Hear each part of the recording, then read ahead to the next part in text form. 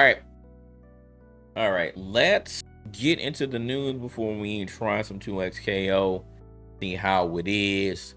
Well, first bit of news here. First bit of news is allegedly Kamala Harris's campaign claims that they did not contact Cenat or his team via TMZ.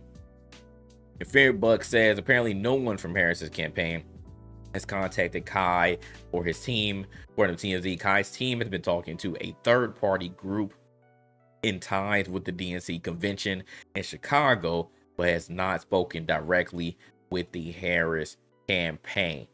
So, I mean, this immediately just brings up, I'm like, well, okay, well, somebody contacted him. I don't think that Kai would lie about this, right? Like, I think the whole logistics of, okay, whether it was directly with Harris's campaign team or somebody who just wanted Kai to sit down with somebody, like, those are just semantics at this point.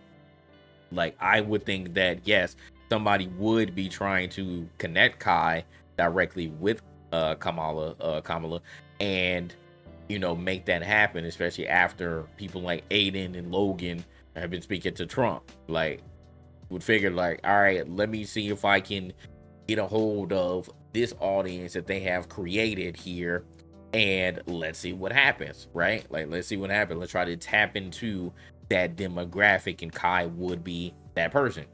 Even if he doesn't really know anything about politics and doesn't really care about politics right now, it would still be a good look. Whether it will do something for Kai, it wouldn't really do anything for Kai.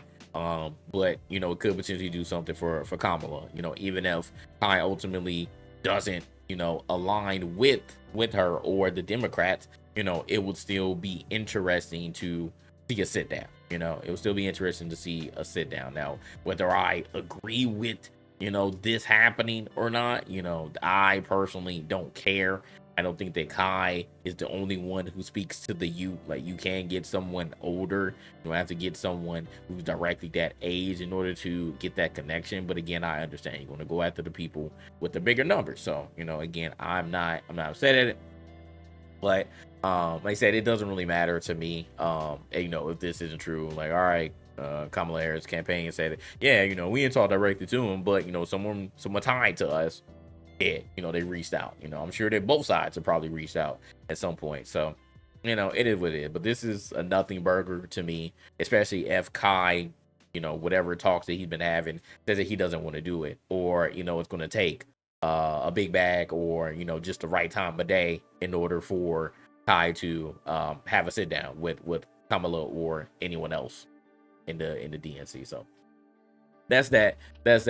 Nothing burger there. Nothing burger there. Destiny 2.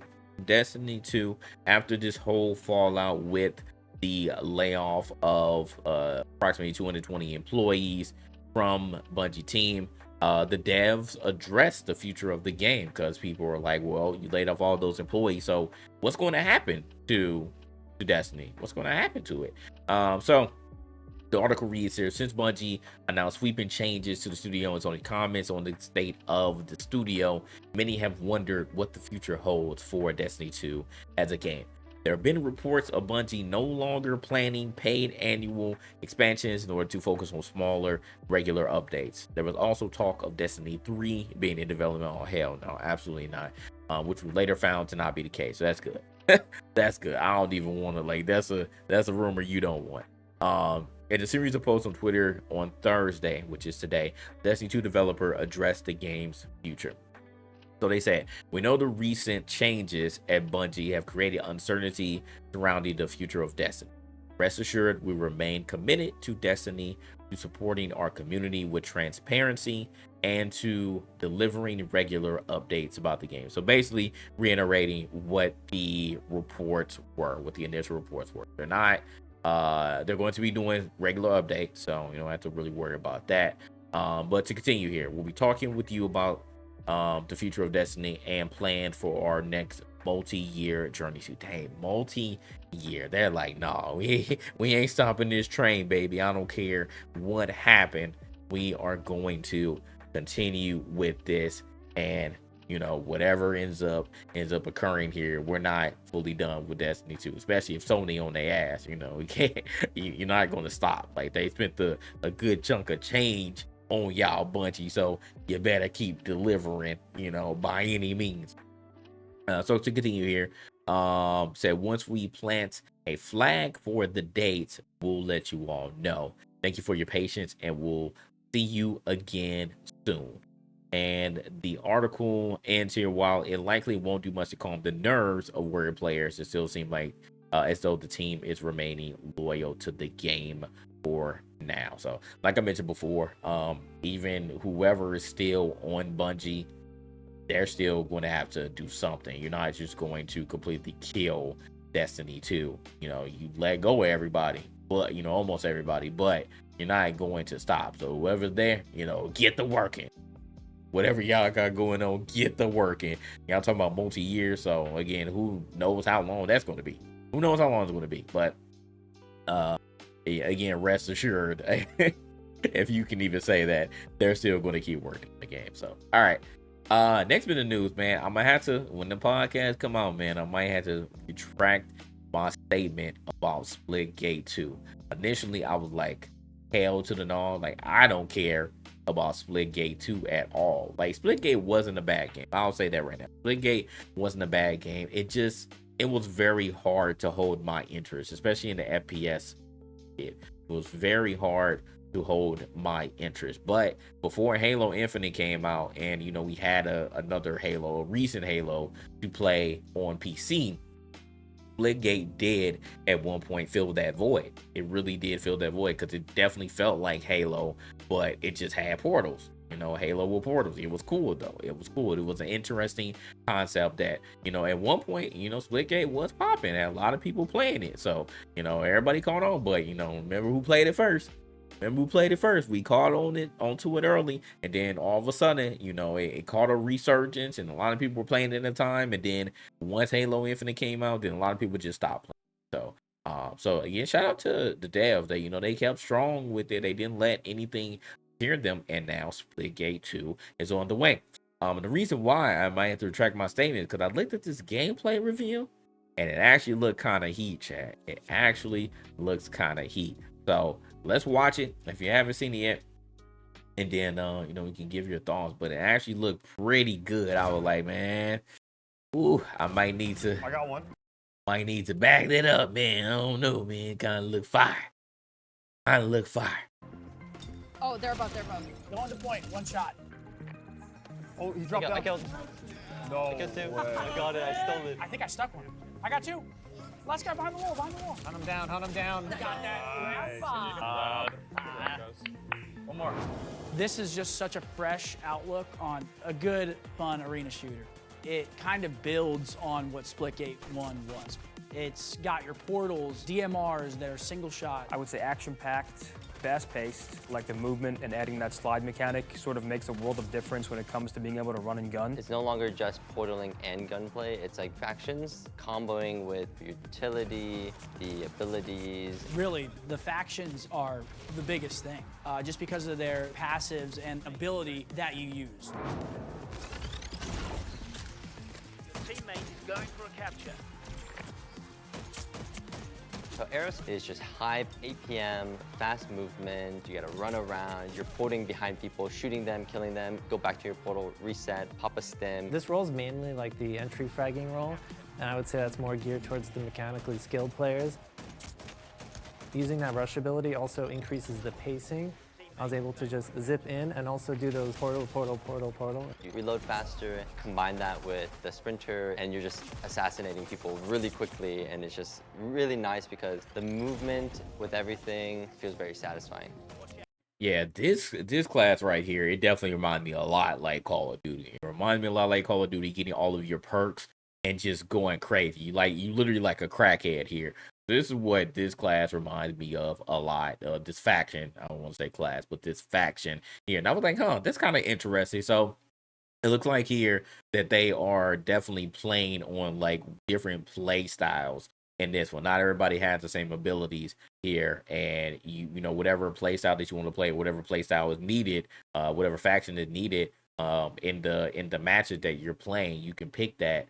Obviously we had to see the last two, but this one here, this particular class does remind me of the lone wolf running gun. Like, you got all the perks in Call of Duty. You can slide, but this one you have portals too, and you have low gravity, so you can jump on top of things. So like, there's so many ways to get to your opponent now. Like, it's very interesting seeing this. It's like, I'm a fragger, you know what I mean? Like, I'm going for kills, I'm moving around the map, and I'm taking out the entire team. I got heals. I got walls. Timmy's on point right now. Timmy's on point.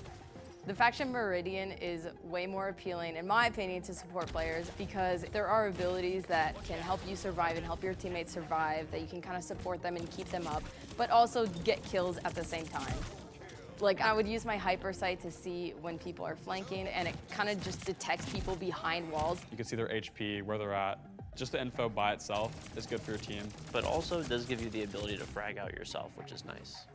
I think that the Time Dome is actually one of the best gadgets in the entire game. It's really useful anytime, really, you're in a gunfight with anybody. You could use it for yourself selfishly by just throwing it on the ground and standing in it and being able to shoot faster, you reload faster, you move faster. There's pretty much no downsides. And if the enemy ends up stepping into it, they have the reverse effects of that, which is obviously huge.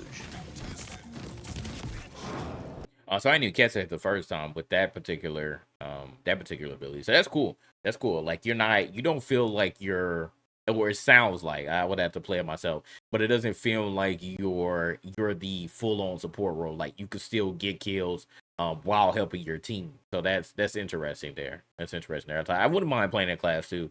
Like, again, a lot of times with healers, you feel like you don't have the ability, or you don't have the utility to actually kill. Like, you feel like, again, you just need to support your people and help them kill, but you can't kill yourself. But it looks like you can still pretty much do the same thing. You just have, again, different abilities. You can spot, and then that time capsule thing, which is pretty cool there. Watch out. Opponent is attempting a capture. Dude, the grenades are so good. I just threw 2 a point, got 2 with the nades. Obviously, portals are big, but Sabrask, I feel like, is the faction that you can get away with the most not using the portals. Not as many movement perks compared to the other 2 factions, but with all the abilities and the guns, you have a lot of versatility. You have the Smart Wall, which is basically a pop-up shield that blocks enemy bullets from your enemy depending on where you place it, but you can shoot through it. If you place it down and you're getting shot in the back, you can then go to the opposite side of the Smart Wall. And then pairing the wall with the sticky grenades, I could walk into any room in any building and wall off one area and then grenade a certain doorway and then hold down the zone.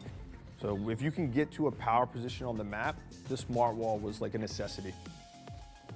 I don't have utility to stay on point, so I think. I have a healing grenade. I can just play on the side Yeah, with everybody. I think you put the shield down, put the heal grenade, and then you guys just play it off of each other, and I can just play the side angle. Yeah, it's interesting. Again, you can have one person from each class do that. And that last class, again, that's almost essential for objective-based modes, because you see you could just control the area of domination and whatnot. So you could control the area. One person just has a smart shield. They can block enemy fire. They can shoot through it. And then you have a healer who's also like Tim was saying, he's like, all right, one person throw the shield, one person heal, and then I'll just be on the sidelines just fragging up. So that's cool. That's cool. I like that. I like that, the versatility here and what they thought about to make Splitgate 2 truly different, or feel truly different from what I'm seeing compared to the first one. For me, after playing Splitgate 2, I'm looking forward to just the actual release of the game.